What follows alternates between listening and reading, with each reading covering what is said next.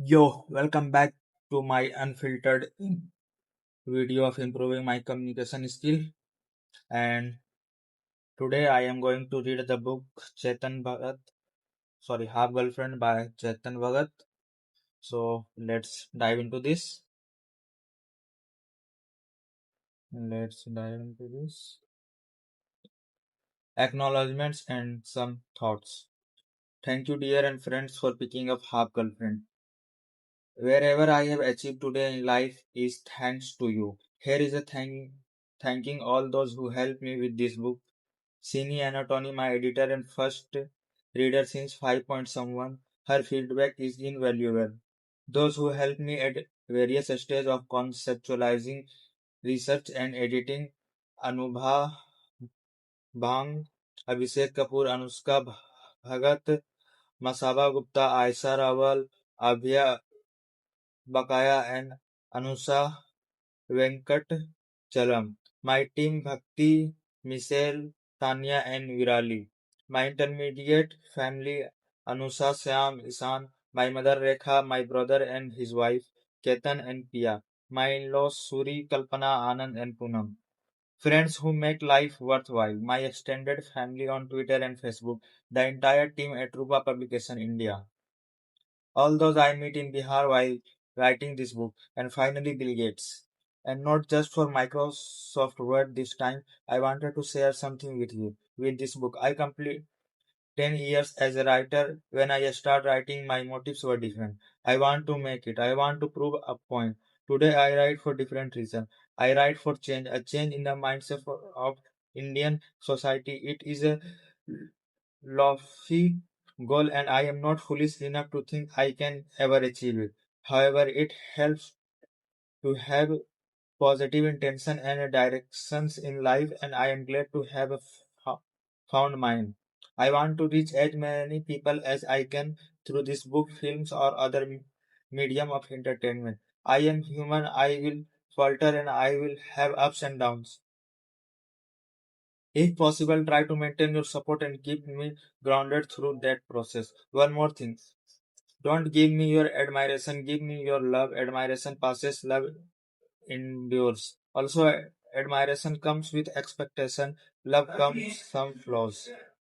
In fact, people sometimes ask me how I would like to be remembered. With hopefully, that is a while away. And all I tell them is this: I don't want to be remembered. I just want to be missed. Welcome to Harper Friend. Prologue.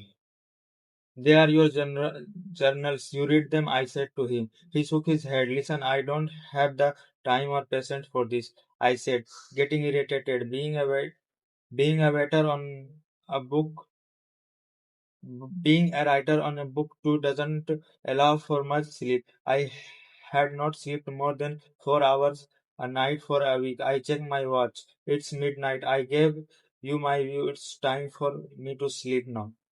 I want you to read them, he said. We were in my room at the Chanakya Hotel, Patna. This morning he had tried to stop me out my way out. Then he had waited for me all day. I had returned late at night to find him sitting in the hotel lobby. Just give me 5 minutes, sir, he had said, following me into the lift, and now here we were in my rooms, and he pulled out three tattered notebooks from his backpack. The spines of the notebooks come apart as he flung them on the table. The yellowing pages fanned out between us. The page had handwritten text mostly illegible as the ink has smudged. Many people, many pages had holes, rat having snagged on them. An aspiring writer, I thought, if this is a manuscript, please submit it to a publisher. However, do not send it in this state, I said. I am not a writer. This is not a book. It's not, I said, slightly touching a crumbling page. I looked up at him. Even seated, he was tall, over 6 feet in height. He had a sunburned outdoor ruggedness about him, black hair, black eyes, and a particularly intense gaze. He wore a shirt two size too big for his lean frame. He had large hand he assembled the notebook, gentle with his fingers, almost caressing the pages. What are these? I said. I had a friend. These are her journals, he said. Her journals. Ah, a girlfriend? Half girlfriend. What? He, sir, listen, have you eaten anything all day? I said. He shook his head. I looked around. A bowl of fruits and some chocolate sat next to my bed. He took a piece of dark chocolate when I offered it. So, what do you want from me? I said. I want you to read this journal, whatever is readable, because I can't. I look at him surprised. You can't read, as you in you can't read in general, or you can't read these. These, why not? I said, reaching for a chocolate myself, because Ria is dead. My hand froze in the middle. You can't pick up a chocolate when someone has just mentioned a death. Did you just say the girl who wrote this journal is dead? He nodded. I took a few deep breaths and wondered what to say next. Why are they in such terrible shape? I said after a pause. They are old. Her ex-landlord found them after years. Sorry, Mister, what's your name? Can I order some food first? I picked up the phone in the room and ordered two club sandwiches from the limited midnight menu. I am Madhavja. I live in Dumro, 80 kilometers from there. What do you do? I run a school there. Oh, that's. I paused searching for the right word. Novel? Not really. It's my mother's school. I was going to say that's unusual. You spoke English, not typical of someone who runs a school in the back of beyond. My English is still bad. I have a Bihari accent, he said without a trace of the self-consciousness. French people have a French accent when they speak English. My English wasn't even English until he trailed off and fell silent. I saw him swallow to keep his composure until he absolutely struck the notebook on the desk. Nothing actually. I went to the St. Stephen's in Delhi. Yes, English type call it St. Stephen. I smile, and you are not one of the English type, not at all. The doorbell startled us. The waiter shifted the journal to put the sandwiches tray on the table. A few seats fell to the floor. Careful, Madhav shouted, as if the waiter had broken some antique crystal. The waiter apologized and scooted out of the room. I offered Madhav the club sandwich, which had tomato, cheese, and lettuce filling. He ignored me and rearranged the loose sheets of paper. Are you okay? Please eat. He nodded, his eye still on the page of the journal. I decided to eat since my imposed guest didn't seem to care for my hospitality. This journal obviously means a lot to you, but why have you brought them here? For you to read. Maybe they will be useful to you. How will they be useful to me?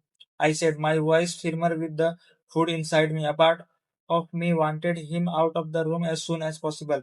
She used to like your books. We used to read them together, he said in a soft voice. For me to learn English, Madhav, I said, as calmly as possible. This seems like a sensitive matters. I don't want to get involved. Okay? His gaze remained directed at the floor. I don't want the journal either, he said after a while. That is for you to decide. It's painful for me, he said. I can imagine. He stood up, presumably to leave. He had not touched his sandwich, which was okay because I could eat it after he left. Thank you for your time. Sorry to have disturbed you. It's okay, I said. He scribbled his phone number on the piece of paper and kept it on the table. If you are ever in Dumro and need anything, let me know. It's unlikely you will ever come up, but still. He stood up instantly, dwarfing me, and walked to the door. Madhav, I called out after him, you forget the journals. Please take them with you. I told you I don't need them, so why are you leaving them here? Because I can't throw them away, you can. Before I could answer, he stepped out, shut the door, and left. It took me a few seconds to realize what had happened. I picked up the journals and ran out of the room, but the sole working lift has just gone down.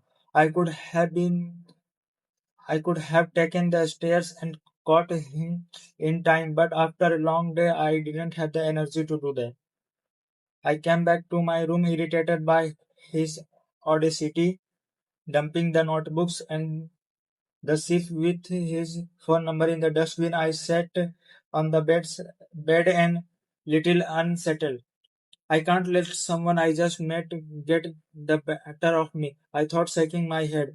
I switched off the lights and lay down. I had to catch an early morning flight to Mumbai the next day, had a 4 hour window of sleep. I couldn't wait to reach home. However, I couldn't stop thinking about my encounter with the mysterious Madhav.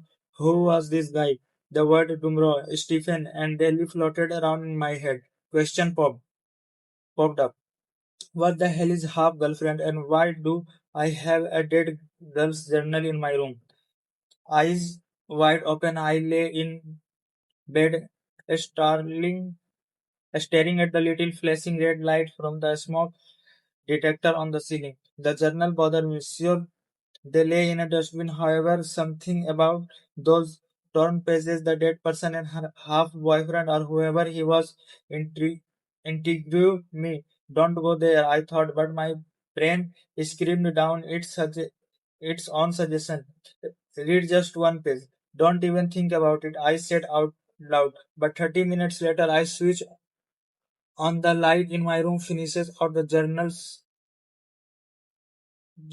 from the dustbin and opened the first volume. Most pages were too damaged to read. I tried to make sense of what I could. The first page the first page dated back 9 years ago to 1 November 2002. Ria had written about her 15th birthday. One more page. I kept thinking I flipped those I flipped those the page as I tried to find another readable one. I read one more section and then another. 3 hours later, I had read whatever could be written in the entire time.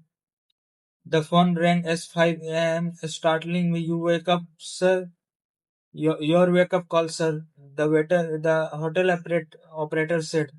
I am I am awake. Thank you, I said, and I had never slept at all. I called Jet Airways. I had like to cancel a ticket on the Patna Mumbai flight this morning. Pulling up the slip of paper with Madhav's number from the dustbin, I texted him, we need to talk important. At 6:30, the tall lanky man was in my room once more. Make tea for both of us. The kettle is above the minibar. He followed my instruction. The early morning sun highlighted his sharp feature. He handed me a cup of tea, took a seat diagonally opposite me on the double bed. Should I speak first or will you? I said. About Ria. He sighed. Do you think you know her well? Yes, he said. You feel comfortable talking about her to me? He thought for a second and nodded. So tell me everything. Tell me the story of Madhav and Ria. A story that fate left incomplete, he said. Fate can be strange indeed. Where do I start? When we first met, always a good place, I said. This was for the today. My name is Ansari and you will see me around.